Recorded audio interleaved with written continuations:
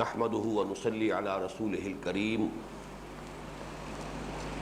اللهم صل على محمد وعلى آل محمد كما صليت على إبراهيم وعلى آل إبراهيم إنك حميد مجيد اللهم بارك على محمد وعلى آل محمد كما باركت على إبراهيم وعلى آل إبراهيم إنك حميد مجيد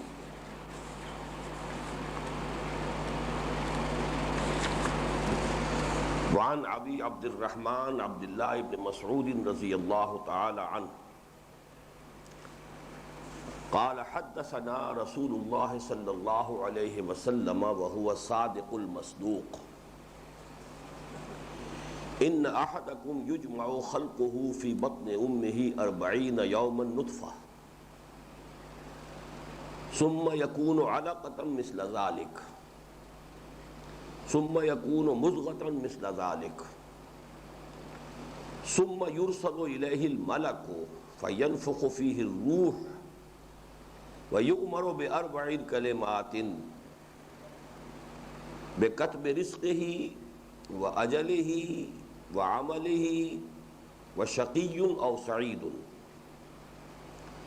فوالله الذي لا إله غيره ان احدکم لیعمل بعمل اہل الجنہ حتی ما یکون بینہ وبینہا الا ذراع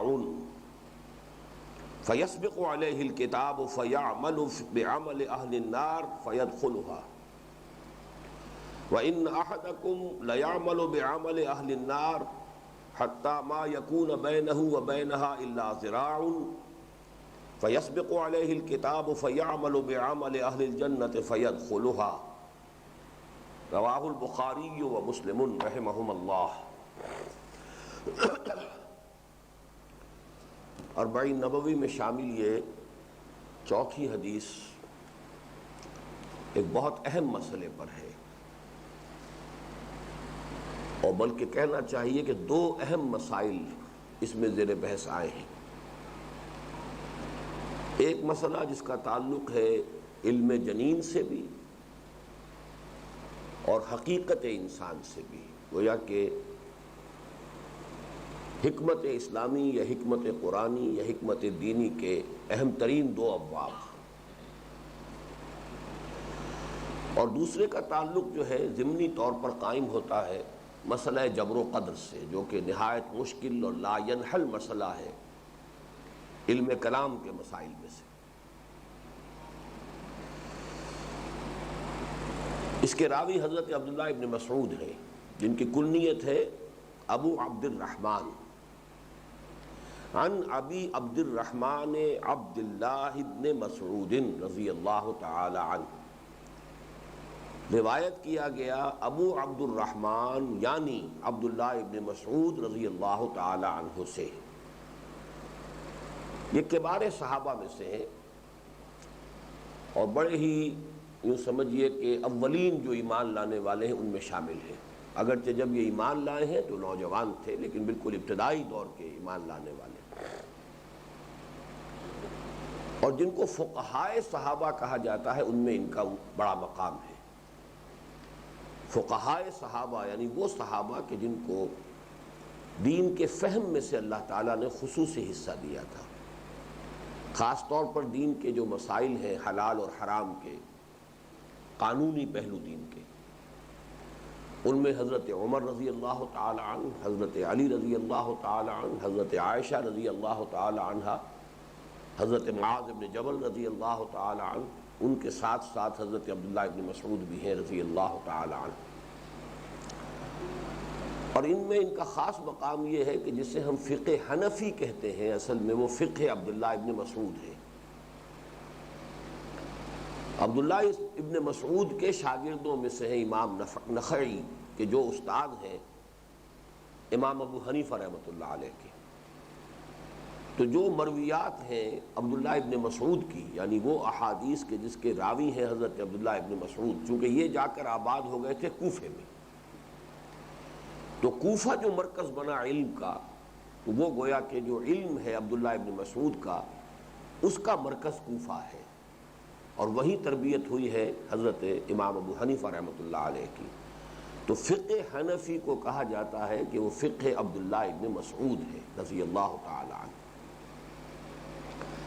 تو یہ حدیث ان سے روایت کی گئی ہے، اور جیسا کہ آخر میں ہم نے دیکھا رواہ البخاری و مسلم متفق علیہ روایات میں سے ہے، یعنی بعین ہی انہی الفاظ کے ساتھ یہ حدیث بخاری میں بھی ہے، اور بعین ہی انہی الفاظ کے ساتھ یہ مسلم شریف میں بھی موجود ہے۔ اور یہ بار بار میں کہہ چکا ہوں کہ سند کے اعتبار سے اس سے اونچا اب کوئی درجہ حدیث کا نہیں، جس کو ہم کہتے ہیں متفق علیہ۔ عن ابی عبد الرحمن عبداللہ بن مسعود رضی اللہ عنہ قال حدثنا رسول اللہ صلی اللہ علیہ وسلم، وہ فرماتے ہیں کہ ہم سے ارشاد فرمایا۔ یہ لفظ بڑا پیارا ہے، کہیں تو آتا سمعتو، ہم نے یہ سنا، عن فلان ابن فلان قال قال، فلاں ابن فلاں سے روایت ہے انہوں نے کہا کہ حضور نے فرمایا۔ لیکن یہ کہ حدیث کی روایت جس لفظ سے شروع ہوتی ہے اس کی بھی ایک خصوصی اہمیت ہوتی ہے۔ سمعتو، میں نے خود سنا، اس سے معلوم ہوا کہ یہ ایک براہ راست حضور ہی سے استماع ہے ان صحابی کا۔ تو یہاں بھی حدثنا، حدیث کا لفظ اسی سے تو ماخوذ ہے، تو ہم سے بیان فرمایا اللہ کے رسول صلی اللہ علیہ وسلم نے، وَهُوَ الصَّادِقُ الْمَصْدُوقُ،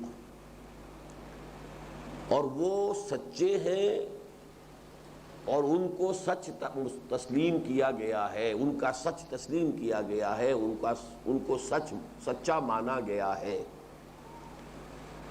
یہ خاص پیرایا ہے اس حدیث میں، چونکہ مسائل ایسے ہیں کہ جو غیر معمولی ہیں اور جن کو قبول کرتے ہوئے ایک انسان ذرا ہچکچائے گا، لہذا یہاں روایت کے اندر عبداللہ ابن مسعود جو ہے وہ خاص طور پر یہ الفاظ لائے ہیں، اور ظاہر بات ہے کہ ہر حدیث حضور صلی اللہ علیہ وسلم سے ہے جو قولی روایت ہے، اور حضور ہر حال میں هو الصادق والمصدوق، لیکن یہ کہ کسی چیز کا کسی خاص مقام پر تذکرہ کیا جانا اس کی خاص اہمیت پر دلالت کرتا ہے۔ وہ سچے ہیں اور ان کو سچا تسلیم کیا گیا ہے، ان کی سچائی پر خود اللہ گواہ ہے۔ اب یہاں سے متن شروع ہو رہا ہے حدیث کا۔ ان احدکم یجمع خلقہ فی بطن امہ، تم میں سے ایک کا، یعنی تم میں سے ہر شخص کا، ہر انسان کا، یجمع خلقہ، جمع کی جاتی ہے اس کی خلقت، یعنی یہ جو تخلیق ہوتی ہے، فی بطن امہ، اس کی ماں کے پیٹ میں۔ یہ جو جنین، جس سے میں نے آپ کو پہلے بھی ایک لفظ کی وضاحت میں بتایا تھا کہ جن، جیم نون، نون کے معنی ہے مخفی شے، چھپی ہوئی شے جو نظر نہ آئے، اسی لیے جن، جنات وہ ہیں جو نظر نہیں آتے۔ جنت وہ زمین ہے کہ جس پر سبزہ اگا ہوا ہے، تو زمین جو ہے وہ چھپی ہوئی ہے، زمین کو ڈھانپ لیا ہے سبزے نے، درختوں کی شکل میں یا اور پودوں کی شکل میں۔ کوئی پلانٹیشن ہے جس سے اب زمین نظر نہیں آ رہی، اوپر سے آپ دیکھیں گے۔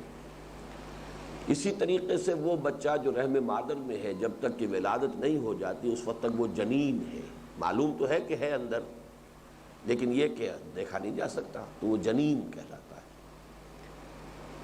ان احدکم یجمع خلقہ فی بطن امہ 40 یوما نطفۃ،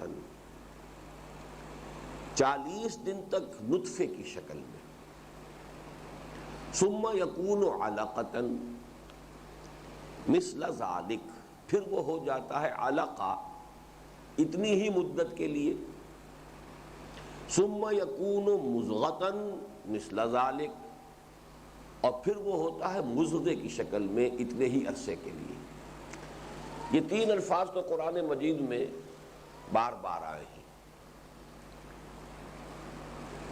لقد خلقنا الانسان من صلالۃ من طین ثم جعلناہ نطفۃ فی قرار مکین ثم خلقنا النطفۃ علقۃ فخلقنا العلقۃ مضغۃ فخلقنا المضغۃ عظاما فکسونا العظام لحما ثم انشأناہ خلقا آخر فتبارک اللہ احسن الخالقین۔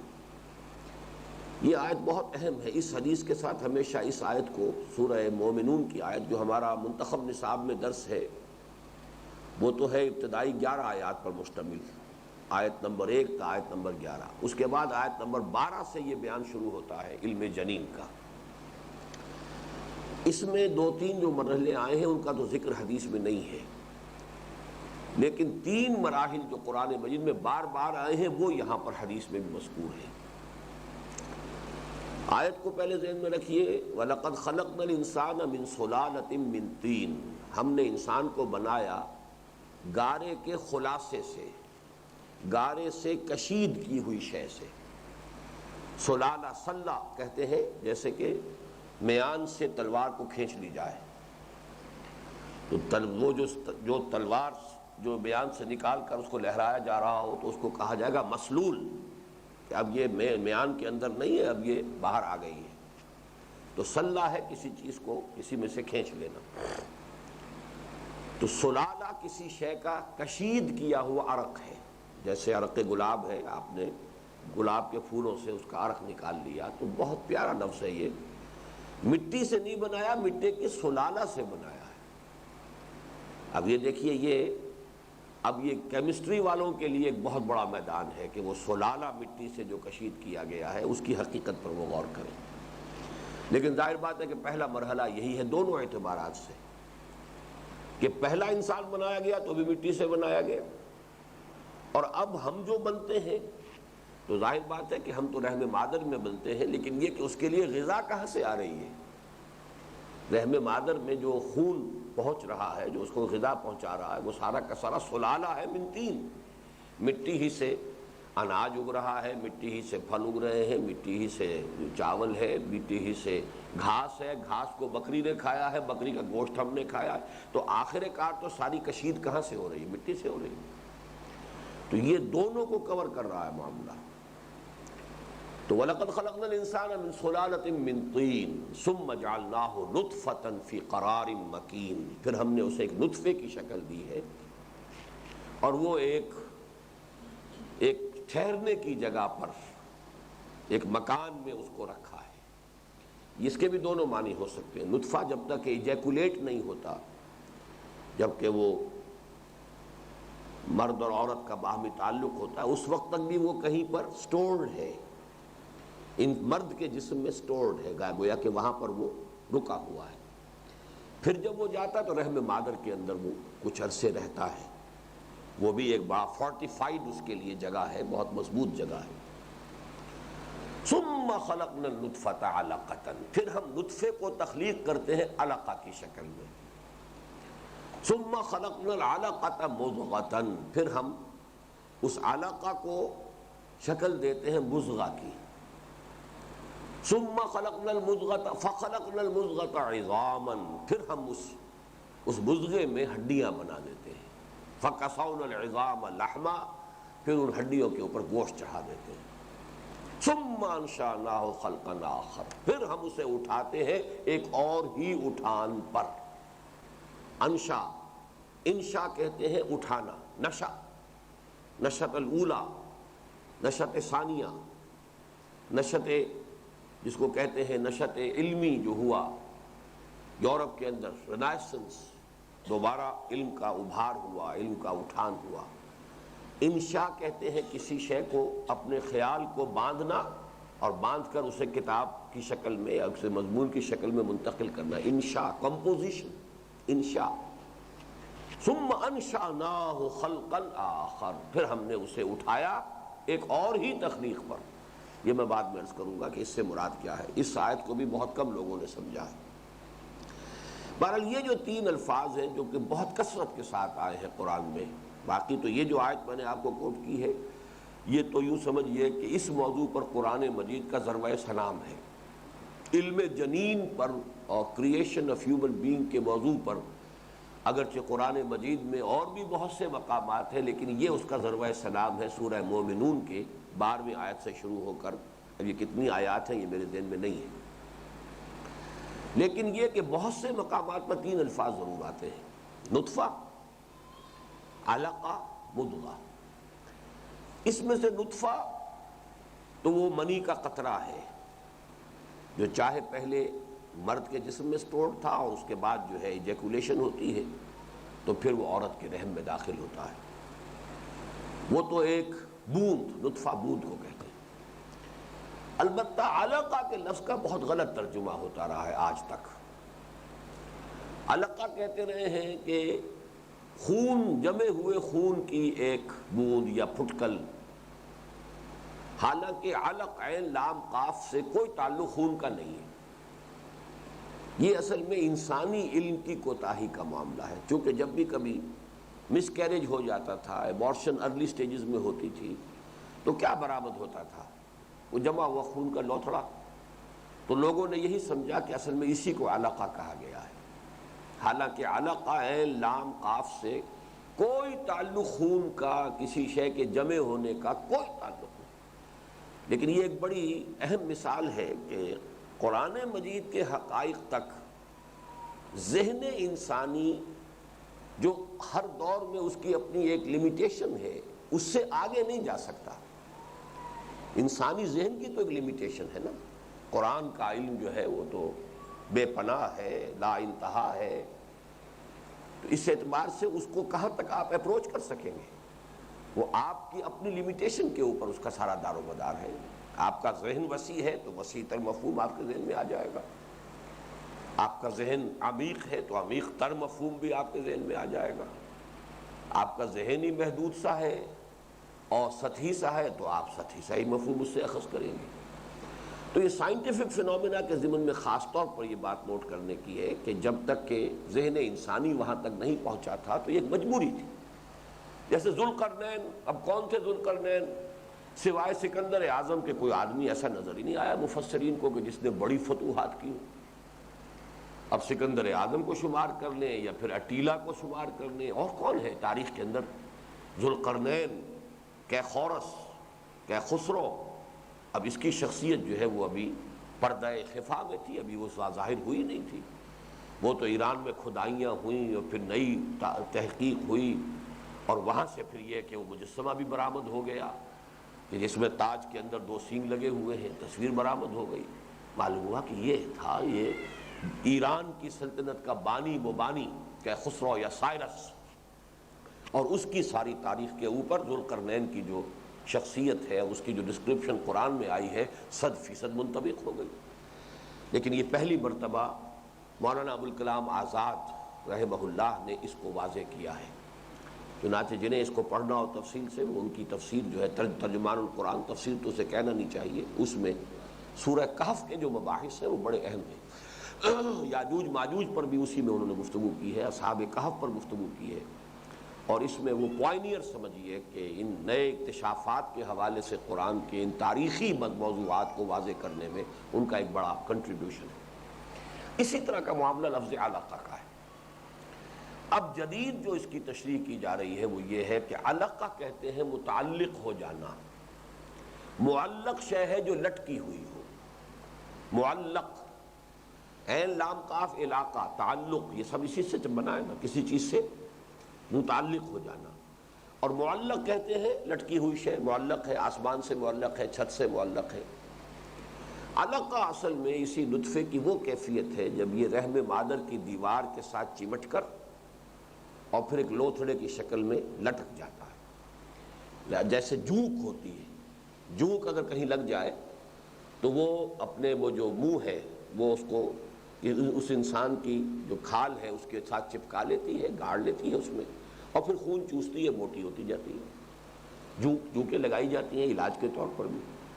یہ جو تصور ہے کہ فلاں جگہ کا جو ہے خون خراب ہو گیا ہے تو جونکیں لگا دو، یہاں پہ وہ لگیں گی اور یہاں سے خون چوسیں گی، پھر ان کو اتار کے پھینک دینا، تو گویا کہ گندا خون جو ہے یہاں سے نکل گیا اور جو صحت مند خون ہے جسم سے دوسری جگہوں سے وہ یہاں آ جائے گا.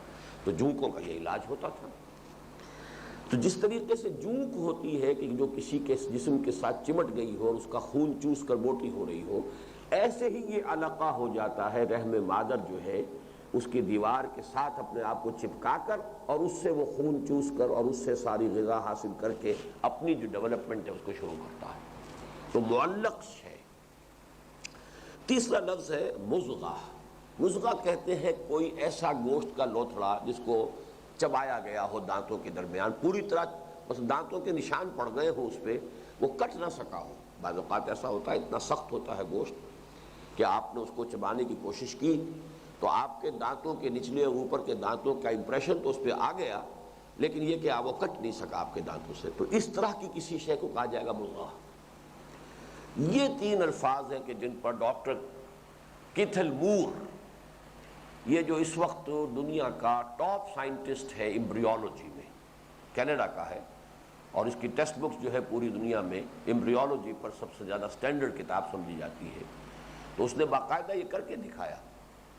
اس نے وہ ایک ایسا لیا، کوئی چیونگ گم قسم کی چیز، بڑا سا لوتھڑا، اس کو منہ میں رکھا اور پھر اس کو اوپر ذرا دبایا دانتوں کے نشان کے لیے، بالکل یہ شکل ہوتی ہے رحم مادر کے اندر تیسری جو سٹیج قرآن میں بیان ہوئی ہے۔ وہ حیران ہوا ہے کہ جب کہ ابھی نہ ڈسیکشنز تھیں، نہ کوئی اور مائکروسکوپس تھی، کچھ نہیں تھا، کس طریقے سے کلیئر کنسیپٹ جو ہے وہ دیا گیا ہے۔ بہرحال یہ تو ایک تو پہلو یہ ہے کہ علم جنین جو ہے اس کے حوالے سے قرآن مجید کے بہت سے حقائق بہت اجاگر ہوئے ہیں۔ ڈاکٹر مورس بوکائی جو ہے، جو فرینچ سرجن تھے، وہ ایمان ہی لائے ہیں اس کی بنیاد پر۔ ڈاکٹر کیتھل مور جو ہے اسے توفیق نہیں ہوئی، اس نے کہا یہ تو میں مانتا ہوں کہ یہ ایک معجزہ ہے، لیکن بہرحال I prefer to remain Christian, میں کرسچن ہی رہوں گا۔ اس کے اندر مصلحتیں ہوتی ہیں، اپنے معاشرے سے کٹ جانا آسان کام نہیں ہوتا ہے۔ یہ بھی بڑی بات ہے کہ اس نے اس کی ایک حقیقت کو تسلیم کیا کہ قرآنک ڈسکرپشن جو ہے وہ واقعتاً یہ ہے کہ انبلیویبل، انکریڈیبل، سمجھ میں نہیں آتی کیسے یہ بات آ گئی تھی، انسانی کلام نہیں ہو سکتا، یہ تو مان لیا اس نے، لیکن وہ مسلمان نہیں بنا۔ لیکن ڈاکٹر مورس بوکائی جو ہیں وہ اسی شے پر ایمان بھی لائے ہیں، اور پھر انہوں نے کتاب لکھی مارکت الآراء، اور انہوں نے ثابت کیا ہے کہ قرآن مجید میں کوئی شے ایسی نہیں ہے جس سے سائنٹیفک ریسرچ نے یا جو بھی ڈسکوریز ہوئی ہیں غلط ثابت کی۔ یہ تو ہو سکتا ہے کہ اس کا کوئی مفہوم غلط لیا جاتا رہا، اور اب وہ صحیح مفہوم جو ہے سنریہم آیاتنا فی الآفاق وفی انفسہم حتی یتبین لہم انہ الحق، ہم دکھائیں گے انہیں اپنی آیات، آفاق میں بھی انفس میں بھی، اور انفس کا معاملہ ایمبریولوجی خاص اس کا ایک شعبہ ہے۔ اور میں جب فرسٹ سیکنڈ ایئر میں پڑھ رہا تھا میڈیکل کالج میں، تو اناٹمی میں میرا خاص دلچسپی کا مضمون جو ہے وہ ایمبریولوجی تھا۔ چنانچہ جو سینٹ آف ایگزامینیشن میرا ہوا تھا، جو فرسٹ پروفیشنل میں داخلہ بھیجنے کے لیے ہوتا ہے، اس میں ایمبریولوجی میں کوسچن آیا تھا ڈیولپمنٹ آف پیچوٹری گلینڈ، اور میرے ممتحن نے مجھے 25 میں سے 24 مارکس دیے تھے۔ وہ ایک بھی پتہ نہیں اس نے اس لیے کاٹا ہوگا کہ کیسے ممکن ہے کہ یہ ایک پورے نمبر دے دیے جائیں۔ بہرحال مجھے اس سے بڑی دلچسپی تھی، تو علم جنین جو ہے اس نے قرآن مجید کے بہت سے معاملات کو بہت کھل کر واضح کیا۔ سنریہم آیاتنا فی الآفاق وفی انفسہم حتی یتبین لہم انہ الحق، یہاں تک کہ یہ بات ان پر واضح ہو جائے گی کہ قرآن حق ہے۔ تو یہاں اب مسئلہ جو دوسرا آ رہا ہے وہ کیا ہے کہ تم میں سے ہر شخص کا رحم مادر میں جو ارتقاء ہوتا ہے، جو تمہاری تخلیق ہوتی ہے، تو 40 دن کے قریب تو وہ نطفے کی شکل میں ہے، 40 دن کے لگ بھگ پھر وہ علقہ کی صورت میں ہے، اور 40 دن کی لگ بھگ جو ہے پھر وہ مضغہ کی شکل میں رہتا ہے۔ اب آیا ہے اصل مسئلہ، ثم یرسل الیہ الملک، پھر اس کی طرف فرشتے کو بھیجا جاتا ہے، فینفخ فیہ الروح، وہ اس میں روح پھونک دیتا ہے۔ یہ ہے بہت اہم مسئلہ۔ ہمارے ہاں عام طور پر جو تصور اب بھی ہے اور پہلے سے بھی رہا ہے کہ روح کو جان کے مترادف قرار دیا گیا، لائف۔ ابھی میرے پاس یہ انگریزی کا ترجمہ بھی ہے، اور اس میں بھی انہوں نے ترجمہ یہی کیا ہے، then there is sent to him the angel who blows the breath of life into him۔ اس سے آگے ذہن نہیں جا رہا لوگوں کا۔ روح حقیقت میں جان نہیں ہے۔ اب یہ جو ہے یہ تو ایک بایولوجسٹ جو ہے وہ جانتا ہے، بے جان تو وہ نطفہ بھی نہیں تھا، وہ جو بھی مرد کے اس منی میں ہے، وہ کیڑا ہے، وہ جو بھی ہے، جرثومہ ہے، بے جان تو نہیں ہے، بہت ایکٹیو ہوتا ہے، بہت تیزی کے ساتھ دوڑتا ہے، مائکروسکوپ کے نیچے آپ دیکھ لیجئے، بے جان ہونے کا کیا سوال ہے۔ اسی طریقے سے ماں کی طرف سے جو آتا ہے بیضہ، دی اووم، وہ بھی بے جان نہیں ہے، لیونگ میٹر ہے۔ پھر وہ جیسے کہ سورۃ الدہر میں فرمایا نطفۃ امشاج، پھر ان دونوں کا ملاپ ہوتا ہے، وہ نطفہ مرد کا اور وہ اوم جو ہے وہ ماں کا، یہ دونوں جڑتے ہیں تو یہ اب ملا جلا زائگوٹ اس کو کہتے ہیں ہماری ایمبریولوجی میں۔ تو وہ کوئی بے جان شے تو نہیں ہے، جاندار تو اول سے ہے، اب روح پھونکی گئی ہے اس میں، روح بالکل دوسری شے ہے۔ یہاں وہ ہمارا جو سارا فلسفہ ہے وہ جو آپ کے سامنے اس سے پہلے یقیناً آ چکا ہوگا کہ ایک عالم ارواح میں ہماری تخلیق ہوئی تھی، ارواح کی شکل میں، ابھی جسم نہیں تھے، تمام انسان موجود تھے۔ الارواح جنود مجندہ، لشکر کے لشکر، آدم کی روح سے لے کر آخری انسان جو قیامت تک دنیا میں آئے گا سب کی ارواح پیدا کر دی گئی۔ بیک وقت تھے، آدم بھی تھے، نوح بھی تھے، محمد بھی تھے، ابو بکر بھی تھے، سبھی تھے، وہ تو ارواح تھی، لیکن وہ ارواح تھی، جسم نہیں تھے۔ اسی وقت ہم سے عہد لیا گیا تھا الست بربکم قالوا بلا، کیا میں تمہارا رب اور مالک نہیں ہوں؟ سب نے اقرار کیا، کیوں نہیں، یقیناً اے اللہ تو ہمارا رب ہے، ہمارا مالک ہے۔ اس کے بعد انہیں کولڈ سٹوریج میں ڈال دیا گیا، وہ اسٹور ہاؤس ہے جس میں کہ ان ارواح کو رکھ دیا گیا۔ اب جو عالم خلق میں تخلیق کا سلسلہ شروع ہوا تو جب آدم کا حیولہ تیار ہو گیا، کس طریقے سے ہوا اس کو چھوڑ دیجئے، through the process of evolution اور through the process of special creation, دونوں چیزیں جو ہے ان کو سامنے رکھیے۔ جب وہ آدم کا حیولہ تیار ہو گیا، اس کے اندر جان نہیں، آدم کا حیولہ بھی جاندار تھا، اس میں وہ روح آدم ڈال دی گئی، تو وہ جسمانی حیولہ یا حیوان آدم جمع روح آدم اب وہ آدم ہے جس کے سامنے کہا گیا فَإِذَا سَوَّيْتُهُ وَنَفَخْتُ فِيهِ بِالرُّوحِ فَقَعُوا لَهُ سَاجِدِينَ، تو گر جانا اس کے سامنے سجدے میں۔ دو جگہ قرآن مجید میں یہ مضمون ہے۔ یہ ہے روح۔ اب ظاہر بات ہے کہ اب اس کے بعد آدم کی نسل سے سلسلہ شروع ہوا، تو جیسے جیسے حوا کے رحم میں، اما حوا کے رحم میں ایک بچہ یا بچی جو ہے وہ تیار ہوئی، 120 دن کے بعد اس کی روح لا کر اس میں ڈال دی گئی۔ تو یہ ارواح کا سلسلہ جو ہے اس اسٹور ہاؤس سے وہ انڈیویجول روح جو ہے وہ فرشتہ لے کر آتا ہے، اور وہ فرشتہ اس کو شامل کر دیتا ہے 120 دن کے بعد رحم مادر میں اس جسمانی حیولے کے ساتھ، کہ جس جسمانی حیولے کے لیے وہ روح جو ہے وہ اللہ تعالیٰ کی تقدیر میں، اللہ کے فیصلے کے مطابق معین تھی، وہ شامل۔ یہ ہے اصل مسئلہ، فَيَنْفَخُ فِيهِ الرُّوحَ، اب اس میں روح ہوں، اب وہ انسان بن گیا۔ اس میں ایک مسئلہ بھی ہے جو بعض فقہا کے نزدیک، انہوں نے چونکہ اسے جان پر قیاس کیا تو 120 دن یعنی 4 مہینے تک وہ اسقاط کو جائز کہتے ہیں، کہ چونکہ وہ ابھی اس میں روح نہیں ہے، اس میں جان نہیں ہے، لہذا اسقاط جو ہے جائز ہو جائے گا۔ یہ اب چونکہ فقہی مسئلہ ہے، میں اس کے یعنی پروز اینڈ کونس کے اوپر تفصیل سے گفتگو نہیں کروں گا، میں صرف بتا رہا ہوں آپ کو کہ اس مسئلے کا تعلق اس سے ہے کہ جن حضرات کی رائے یہ ہے کہ ابارشن ہو سکتی ہے تو وہ 4 مہینے تک کی ابارشن کو جائز قرار دیتے ہیں، کہ اس وقت تک اگر اس کی ابارشن ہوئی ہے تو ابھی اس میں جان پڑی نہیں، وہ جان کہتے ہیں۔ لیکن کوئی شخص یہ بھی آرگو کر سکتا ہے کہ جب تک اس میں وہ روح نہیں آئی، جب تک روح نہیں آئی وہ علیحدہ انسان نہیں بنا، وہ تو اسی ماں کے جسم کا ایک لوتھڑا ہے۔ تو جیسے ماں کے جسم سے ایک انگلی کاٹ دی جائے کسی وجہ سے، اگر یہاں گینگرین ہو گیا ہے تو انگلی کاٹ دی جائے، اگر فرض کیجئے خدا نہ خواستہ پورا بازو ہے، بازو میں گینگرین ہو گیا ہے تو اس کا بازو کاٹ دیا جائے گا۔ تو جیسے کہ انگلی کا کاٹ دینا، بازو کا کاٹ دینا، وہ اسی جسم کے ایک حصے کا ہے، کسی اور انڈیویجول کی جان تو آپ نے نہیں لی ہے نا۔ تو اسی طریقے سے اسی پر قیاس کر کے یوں کہا جا سکتا ہے کہ چونکہ ابھی تک وہ انسان اس معنی میں نہیں بنا کہ وہ روح انسان بھی اس میں پھونک دی گئی ہو، لہٰذا استدلال اگر وہ صحیح ہے تو پھر یہاں بھی استدلال کیا جا سکے گا کہ یہ تو ابھی ایک جاندار تو ہے، جیسے یہ انگلی جاندار ہے، بے جان تو نہیں ہے، لیکن یہ جاندار اس بڑے جاندار کا ایک حصہ ہے، اس سے علیحدہ اس کا اپنا کوئی وجود جو ہے، اپنا کوئی ایک سیپریٹ اس کی اینٹیٹی نہیں ہے۔ لیکن جب اس کے اندر روح ڈال دی گئی تو اب وہ ایک نیا انسان بن گیا ہے، اس روح کے ساتھ کہ جو اس کے لیے وہاں پر مقدر تھی، اور وہ روح لا کر اس میں ڈال دی گئی۔ یہ صرف ایک فقہی مسئلے کے اندر میں نے آپ کو بتایا ہے کہ یہ پہلو بھی اس سے نکل سکتا ہے، جو لوگ بھی استدلال کرنا چاہیں۔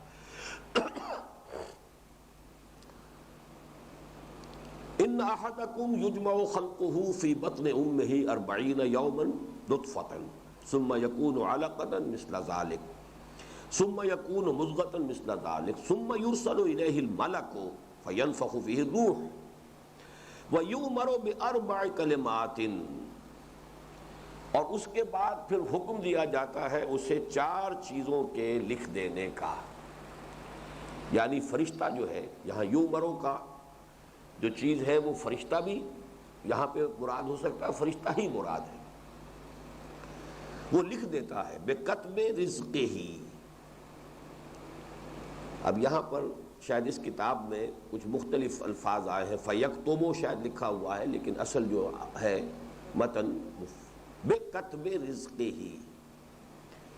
لیکن یہ کہ لفظی اعتبار سے، گرامر کے اعتبار سے فیکتب رزقہ یہ بھی ہو سکتا ہے. تو جہاں تک کہ گرامر کے حوالے سے الفاظ وہی رہیں گے، لیکن زیر زبر سے وہ چیزیں مختلف ہو سکتی ہیں. بکتب رزقہ ہی، اس لیے کہ یہ جو متن میرے پاس ہے یہ بہت صحیح ہے اور بہت عمدہ لکھا گیا ہے.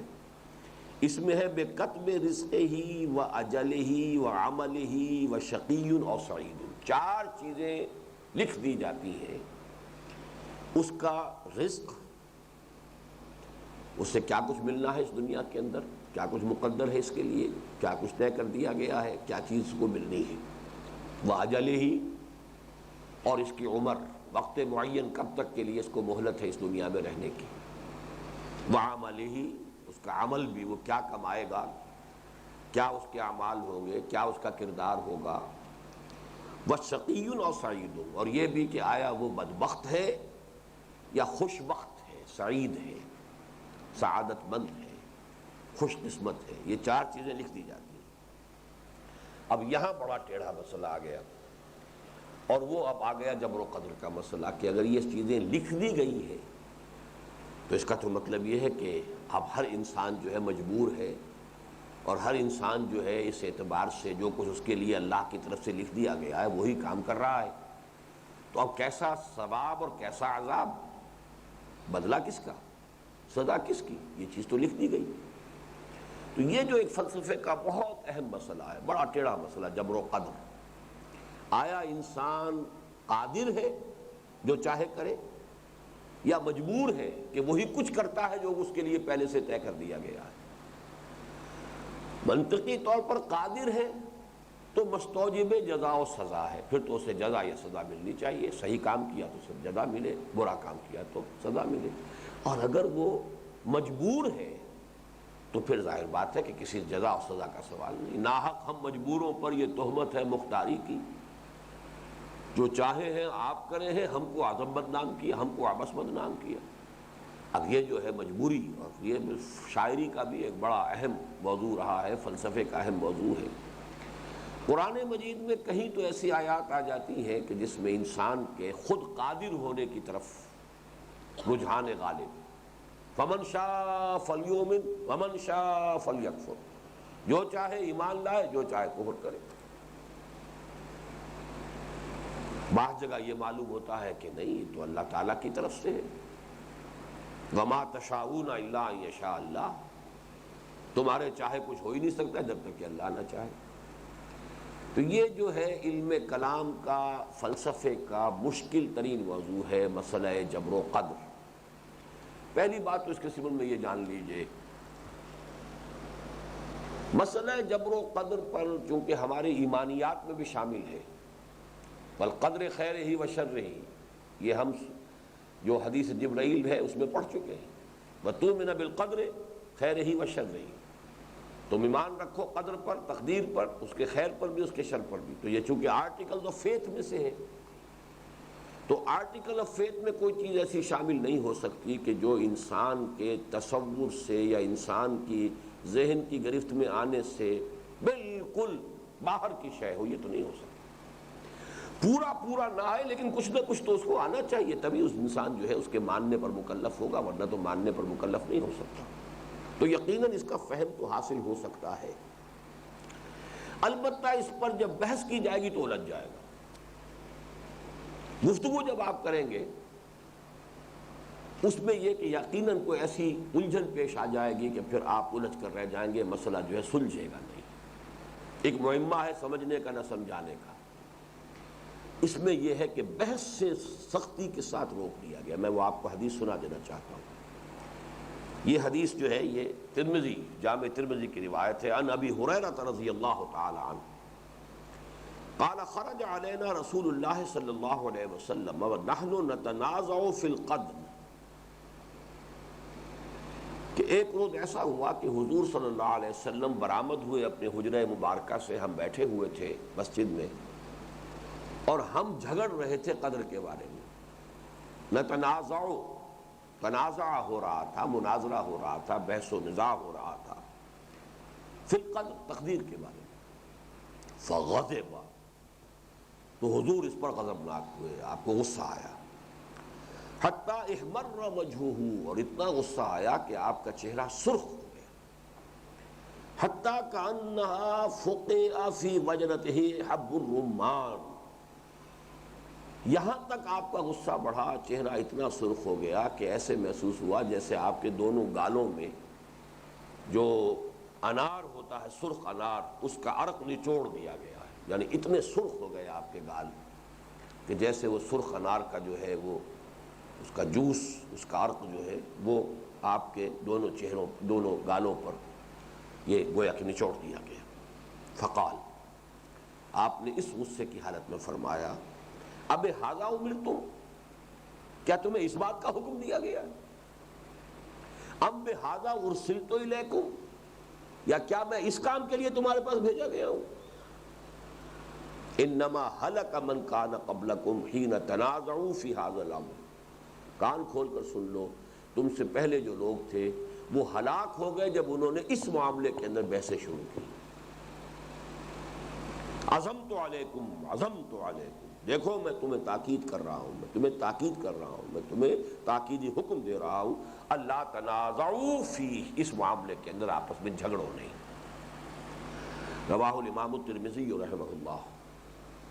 تو میں نے دو باتیں کہیں، ایک تو بات عقلی ہے، عقلی یہ ہے کہ چونکہ یہ آرٹیکل آف فیتھ میں ہے، آرٹیکل آف فیتھ میں، ایمانیات میں یہ تو ہے، اللہ کی حقیقت تو ہماری سمجھ میں نہیں آ سکتی، لیکن کچھ نہ کچھ تو انسان جو ہے عقل سے، منطق سے سمجھتا ہے کہ یہ کائنات بہرحال کسی کے پیدا کیے پیدا ہوئی ہے، یہ آیات اسی کی ہے۔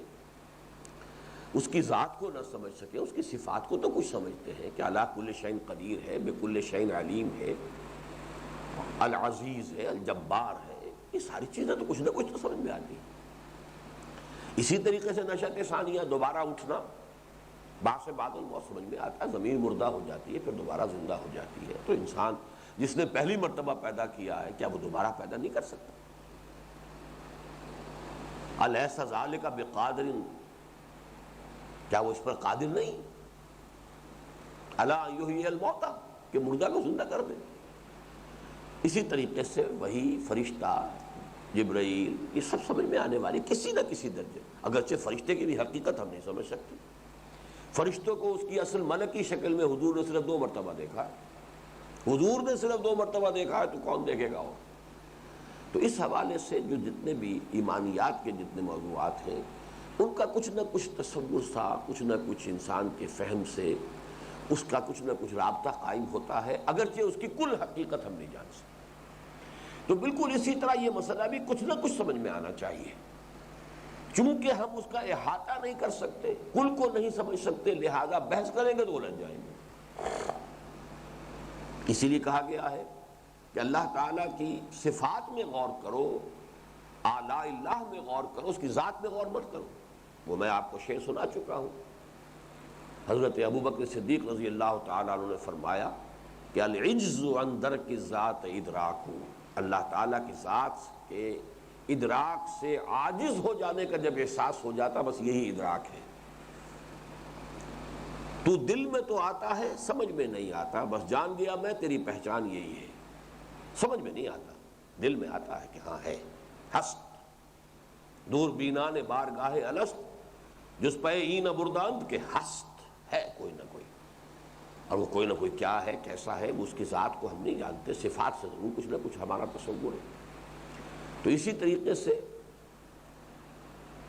تو دل میں تو آتا ہے، سمجھ میں نہیں آتا، بس جان گیا میں تیری پہچان یہی ہے۔ یہ شعر ہے خواجہ عز الدین مجذوب جو خلیفہ تھے مولانا اشرف علی تھانوی رحمۃ اللہ علیہ کے، جن کا ایک اور بہت پیارا شعر ہے اور بڑا عاشقانہ شعر ہے اور بڑا فلسفیانہ شعر ہے۔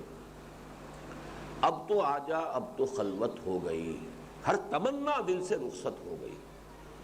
دل کو ہر آرزو اور تمنا سے پاک کر لو گے تب اللہ دل میں آئے گا۔ اللہ بڑا غیور ہے، اور آرزویں بھی ہوں اور محبتیں بھی ہوں اور اس کے اوپر جو ہے اللہ کی محبت بھی آ جائے، نہیں، ہر تمنا دل سے رخصت ہو گئی۔ اب تو آجا اب تو خلوت ہو گئی، اللہ تعالیٰ تب آتا ہے۔ بہرحال اس کو نوٹ کیجئے کہ دو باتیں میں نے عرض کی کہ قدر کا مسئلہ اگرچہ بتمام و کمال سمجھ میں آنے والا نہیں ہے، لیکن کچھ نہ کچھ سمجھ میں آنا چاہیے، تبھی ہمیں اس پر ایمان لانے کا حکم دیا گیا۔ البتہ اس کی کل حقیقت سمجھ میں نہیں آئے گی، لہذا اس پر بحث و نزاع نہیں ہونا چاہیے۔ عزمت علیکم اللہ تنازعوا فیہ، میں تمہیں تاکیداً حکم دے رہا ہوں، میں تمہیں تاکیداً حکم دے رہا ہوں کہ اس کے بارے میں جھگڑنا نہیں۔ اب وہ کس حد تک سمجھ میں آتا ہے اس کو میں ذرا بعد میں عرض کروں گا۔ ہم نے تنظیم اسلامی کا وہ جو تعارف تنظیم اسلامی پیمفلٹ ہے، اس میں عقائد کی مختصر سی تشریح کی ہے، وضاحت کی ہے، اور اس پہلو سے ہمارا دستور جماعت اسلامی کے دستور سے بنیادی طور پر مختلف ہے۔ جماعت اسلامی کا دستور جو ہے وہ چلتا ہے صرف کلمہ طیبہ سے، لا الہ الا اللہ کا یہ مفہوم ہے، محمد رسول اللہ کا یہ مفہوم ہے، اور یہ ہم نے تقریباً سارا کا سارا وہاں سے لے لیا ہے اور لکھ کے دیا ہے، ڈڈلے سے لیا ہے۔ یہ کسی کی جاگیر تو نہیں ہے، بہت عمدہ تعبیر ہے۔ لا الہ الا اللہ کہنے کا مطلب یہ ہے، اور محمد رسول اللہ کہنے کا مطلب اس سے لازم کیا آتا ہے یہ ہے، اگرچہ دوسرے حصے میں ہم نے کچھ چیزوں کا اضافہ کیا ہے لیکن وہ پورا لیا ہے۔ لیکن جماعت اسلامی کے دستور میں ایک بہت بڑا خلا یہ ہے کہ عقائد کی بحث ہی نہیں، یعنی خالص اگر آپ ٹیکنیکلی کہیں تو کوئی شخص جو فرشتے کا منکر ہو وہ بھی جماعت کا رکن بن سکتا ہے۔ بتائیے دستور میں کہاں لکھا ہے کہ یہاں پہ فرشتے کو ماننا ہوگا؟ اس حوالے سے ہم نے اپنے ہاں عقائد کو شامل کیا ہے، اللہ کی ذات و صفات، آخرت کا معاملہ، اس میں تقدیر کا مسئلہ بھی آیا، وہ میں آپ کو بتاؤں گا۔ بس یہ کہ اسے اس کتابچے سے آپ جا کے سمجھیے گا، مختصر ترین الفاظ میں اس کی وضاحت جو ہے مسئلہ جبر و قدر کی وہ اس میں موجود ہے۔ لیکن یہاں پہلے اس حدیث کو آپ پورے کو پڑھ لیں۔ ثم يرسل إليه الملك فينفخ فيه الروح ويؤمر بأربع كلمات بكتب رزقه وأجله وعمله وشقي أو سعيد۔ اب اس کا ایک نتیجہ نکلتا ہے جس کو پہلے بیان کیا گیا، فوالذی لا الہ غیرہ، تو قسم ہے اس ذات کی جس کے سوا کوئی الہ نہیں ہے۔ حضور فرما رہے ہیں ان احدکم لیعمل بعمل اہل الجنۃ حتی لا یکون بینہ وبینہا الا ذراع، تم میں سے کسی شخص کا یہ حال ہوتا ہے کہ وہ اہل جنت کے سے عمل کرتا رہتا ہے یہاں تک کہ اس کی اور جنت کے درمیان ایک ہاتھ سے زیادہ فاصلہ نہیں رہتا، اتنا قریب جنت کے پہنچ گیا۔ فَيَسْبِقُ عَلَيْهِ الْكِتَابُ، لیکن پھر اس پر وہ کتاب جو ہے، تقدیر جو پہلے سے لکھ دی گئی ہے بات کہ یہ شقی ہے سعید نہیں ہے، وہ اس پر غالب آ جاتی ہے۔ فَيَعْمَلُ بِعَمَلِ أَهْلِ النَّارِ فَيَدْخُلُهَا، تو اب وہ عمر کے آخری حصے میں جہنمیوں کے سے کام کرنے شروع کر دیتا ہے، اہل النار کے سے کام کرنے شروع کر دیتا ہے، یہاں تک کہ اس میں داخل ہو جاتا ہے۔ وَإِنَّ أَحَدَكُمْ لَيَعْمَلُ بِعَمَلِ أَهْلِ النَّارِ، اس کے برعکس بھی ہے، وائسی ورثہ کہہ دیتے تو بس بات پوری تھی، لیکن یہ کہ یہاں پر اس کی وضاحت پوری کی حضور نے۔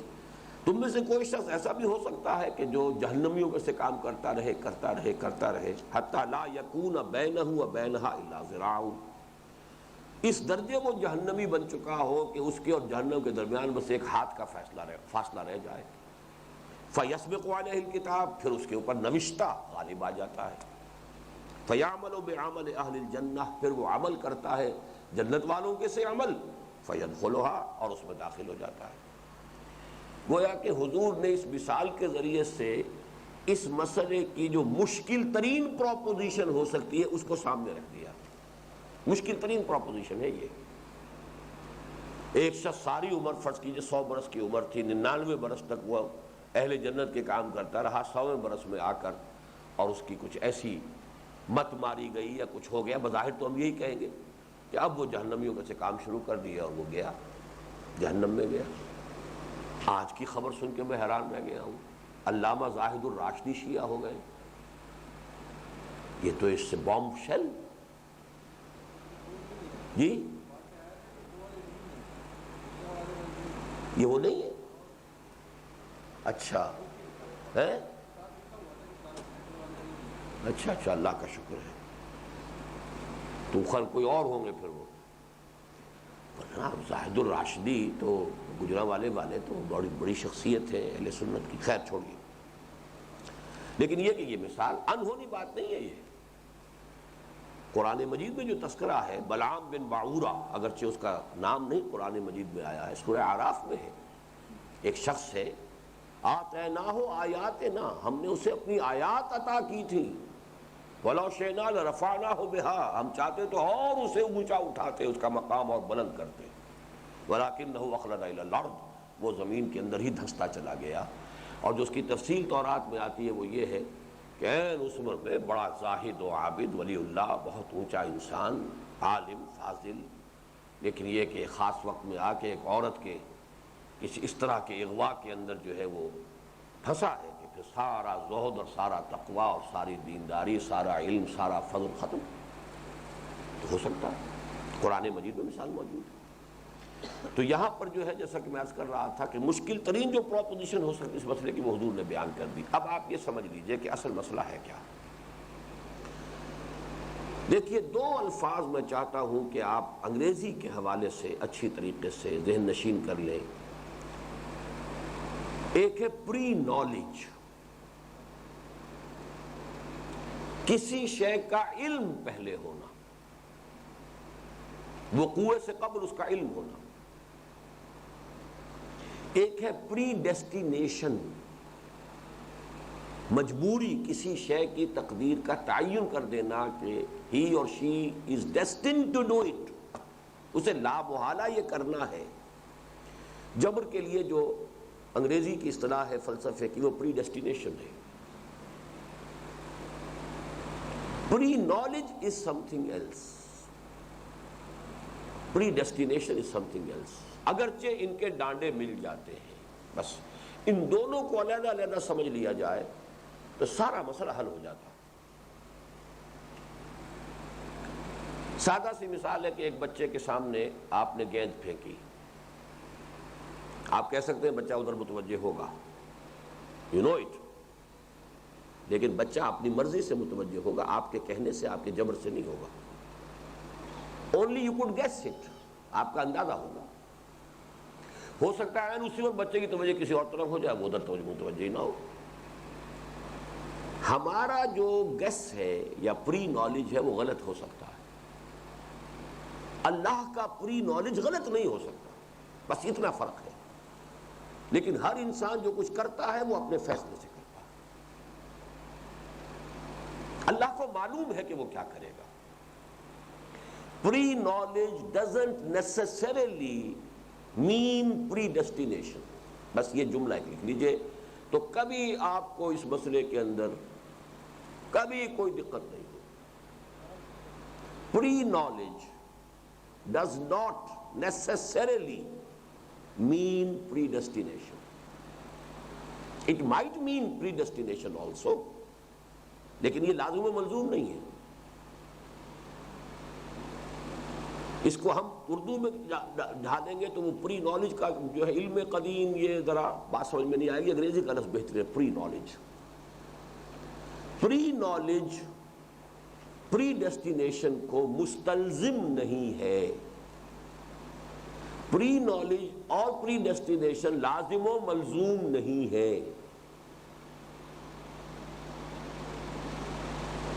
پری knowledge does not necessarily mean pre destination.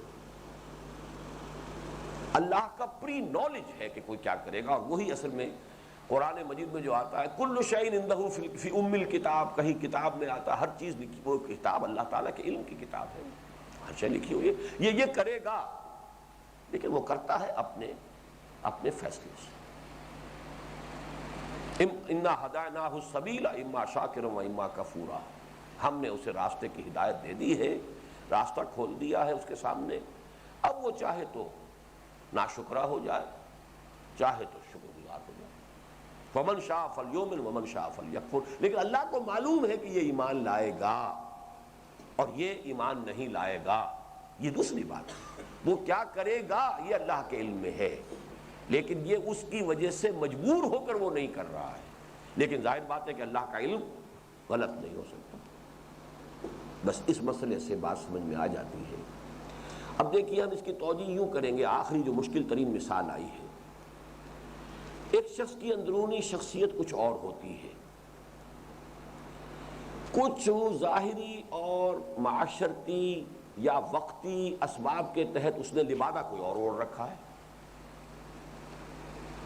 اور وہ پھر جہنمیوں کے سے کام کرے گا اور جہنم میں جائے گا۔ اسی کو ہم کہیں گے کہ اللہ کا وہ پری نالج جو ہے وہ ثابت ہو جائے گا کہ وہ صحیح تھا۔ ایک شخص جو ہے وہ غلط کام کر رہا ہے، لیکن ہو سکتا ہے کہ اس کے اندر کویسٹ فار ٹروتھ موجود ہو، چھپی ہوئی ہے، وہ بھی تلاش میں ہے۔ جب تک تلاش میں غلط کام تو کر رہا ہے وہ، جب تک کہ شراب کی حرمت نہیں ہوئی تھی تو شراب تو پی رہے تھے صحابہ بھی، سب کچھ یہ ہو رہا تھا۔ جوا بھی کھیلتے ہوں گے، اس لیے کہ ان کے ہاں جوئے کا رواج تھا۔ حج کے موقع پر جب قربانی کرتے تھے، قربانی کی گوشت پر جوا کھیلتے تھے، اور جوا کھیل کے وہ خود اپنے لیے نہیں کماتے تھے، وہ غریبوں کو دے دیتے تھے۔ لیکن یہ ہو گیا آج اس نے اتنا گوشت دیا ہے تو معلوم ہوا کہ اس نے جوئے میں جیتا اور دے دی۔ اب یہ کرتے ہی ہوں گے نا، یہ یقین کے ساتھ تو نہیں معلوم ہے، لیکن جب شراب پیتے تھے تو یہ کیوں نہیں کرتے ہوں گے؟ اسی طریقے سمجھیے کہ ایک شخص کے اندر جب تک کہ ابھی اس کی سرچ فار ٹروتھ اس کے اندر ہے، لیکن یہ کہ وہ غلط کام تو کر رہا ہے اس وقت تک، لیکن اس کی اندرونی وہ سرچ جو ہے، اس کا خلوص، اس کے اندر جو طلب تھی خیر کی، ایک وقت میں آ کے وہ ظاہر ہو جاتی ہے۔ لہذا وہ اپنی نیکی کے کام کرتا ہے، نیکی کے راستے پر آتا ہے، آخری وقت میں ایمان لے آتا ہے۔ معلم یغرغر، جب موت کے آثار شروع ہو جائیں تب تو توبہ اور ایمان بیکار، لیکن موت کے آثار شروع ہونے سے پہلے پہلے توبہ کرتا۔ اور توبہ آپ کو معلوم ہے، کوئی شخص کفر سے ایمان میں آ گیا تو ساری زندگی کے پچھلے جو اس کے گناہ ہیں وہ معاف ہو گئے کہ نہیں ہو گئے؟ تو کوئی اس میں دقت نہیں ہے، لیکن صرف تعبیر کا فرق ہے۔ ظاہری الفاظ کے حوالے سے بڑے بڑے اشکالات اس میں آ گئے، لیکن اگر ایک وہ حقیقت سامنے ہو، ہماری جو اس کتاب کا جو میں نے حوالہ دیا ہے اس میں جو اصل میں اس کی دو جملوں میں کہ در حقیقت ایمان بالقدر نام ہے اللہ کی دو صفات پر ایمان کا۔ ایک تو اس صفت پر ایمان، اللہ ہر شے پر قادر ہے، کسی کے کیے کچھ نہیں ہو سکتا جب تک کہ اذن رب ہو۔ مجھے اللہ نے طاقت دے رکھی ہے، میں اپنا ہاتھ اٹھا سکتا ہوں، لیکن میں ہاتھ نہیں اٹھا پاؤں گا جب تک کہ اذن رب نہ ہو۔ ہر لحظہ، ہر آن اللہ کا اذن ہوتا ہے، پتا تک بھی جنبش نہیں کھا سکتا جب تک کہ اذن نہ ہو۔ تو کسی کام کو کرنے کا ارادہ میرا ہے، اس کام کا بالفعل ہو جانا اذن رب کے بغیر ممکن نہیں ہے۔ اسی کو ہمارے متکلمین نے کہا ہے کہ ہم کاسب اعمال ہیں، خالق اعمال نہیں ہے۔ عمل خلق ہوتا ہے اللہ کے حکم سے، البتہ کسب ہم نے کر لیا، نیکی کا کام کا ارادہ کیا تھا، اللہ نے اس کو پورا کر دیا، تو اپنے ارادے کی وجہ سے ہم نیکی کا جو ہے اجر و ثواب پالیں گے۔ بدی کا ارادہ کیا تھا، اللہ نے کہا ٹھیک ہے جاؤ دفع ہو جاؤ، کرو بدی تم، تو ہم کر نہیں سکتے تھے بالفعل جب تک کہ اللہ کی اجازت نہ ہو، لیکن چونکہ ارادہ ہمارا تھا، ہم اس کے اوپر جو عذاب ہے یا سزا ہے اس کے مستوجب ہو گئے۔ اسی طرح کوئی شخص میرا لاکھ بگاڑنا چاہے نہیں بگاڑ سکتا جب تک کہ اللہ کی مرضی نہ ہو، اللہ کا اذن نہ ہو۔ لا حول ولا قوت الا باللہ، ما اصاب من مصیبت الا باذن اللہ ومن یؤمن باللہ یہد قلبہ۔ اس کا یہ مطلب نہیں ہے کہ جس شخص نے پتھر مارا ہے وہ مجرم نہیں ہے، وہ پتھر مارنے کا مجرم ہے، لیکن پتھر مجھے نہ لگتا اگر اللہ چاہتا، لاکھ اس کا نشانہ کتنا ہی اچھا ہو چوک جاتا، لیکن مجھے جو لگا ہے تو در حقیقت دو چیزیں مل گئی کہ اس نے مارنا چاہا اور اللہ نے بھی اذن دے دیا کہ ہاں لگ جائے۔ میں کہوں گا مجھے تو اللہ نے مارا، لیکن جرم وہ مجرم وہ بھی، سزا دنیا میں اسے بھی ملے گی۔ تو یہ ہے اصل میں سورہ تغابن کے ضمن میں یہ ساری بحثیں ہمارے یہاں آ جاتی ہیں۔ تو قدر کا ایک پہلو وہ ہے، قدر کا ایک پہلو یہ ہے کہ جو کچھ بھی انسان کرتا ہے اللہ کے علم قدیم میں وہ پہلے سے موجود ہے۔ بہرحال یہ حدیث مبارک جو ہے یہ یوں سمجھیے کہ بڑے اہم مہمات امور جن کو کہنا چاہیے، فلسفے کے، سائنس کے، مسئلہ جبر و قدر ہے، حقیقت انسان ہے۔ اب دیکھیے جو معلوم نہیں وقت کتنا ان کے پاس رہ گیا ہے، اس آیت کے ساتھ جو ہے اس کو جوڑ لیجئے۔ وَلَقَدْ خَلَقْنَا الْإِنسَانَ مِنْ صُلَالَةٍ مِّن طِينٍ ثُمَّ جَعَلْنَاهُ نُطْفَةً فِي قَرَارٍ مَّكِينٍ فَخَلَقْنَا النُّطْفَةَ عَلَقَةً فَخَلَقْنَا الْعَلَقَةَ مُضْغَةً فَخَلَقْنَا الْمُضْغَةَ عِظَامًا فَكَسَوْنَا الْعِظَامَ لَحْمًا ثُمَّ أَنشَأْنَاهُ خَلْقًا آخَرَ۔ پہلے فا سے ہو رہا ہے سب کچھ، یہاں ثم آ گیا۔ یہ ہے در حقیقت ثم انشأناہ خلقا آخر، کہ یہاں پر جب فرشتہ آ گیا اب وہ شے ہی اور ہو گئی۔ پہلے وہ ایک حیوان انسان تھا، اب وہ انسان ہے، زمین و آسمان کا فرق ہو گیا۔ ثم انشأناہ خلقا آخر فتبارک اللہ احسن الخالقین۔ وہ بڑی بابرکت ہے وہ ذات اللہ کی کہ جو بہترین پیدا کرنے والا۔ اب یہاں پر ثم انشأناہ خلقا آخر جو ہے اس کی شرح ہے در حقیقت اس حدیث کے اندر۔ نطفہ ہے، علقہ ہے، مضغہ ہے، پھر ہڈیاں بن گئی، پھر اس کے اوپر گوشت بھی چڑھ گیا، سب کچھ ہو گیا، لیکن یہ کہ وہ روح جب پھونکی جاتی ہے تو اب وہ شے دیگر ہے، اب شے ہی اور ہو گئی۔ پہلے وہ صرف ایک حیوان کا حیولہ تیار ہو رہا تھا، اب وہ ایک انسان ہے معین۔ بارک اللہ لی ولکم فی القرآن العظیم ونفعنی وإیاکم بالآیات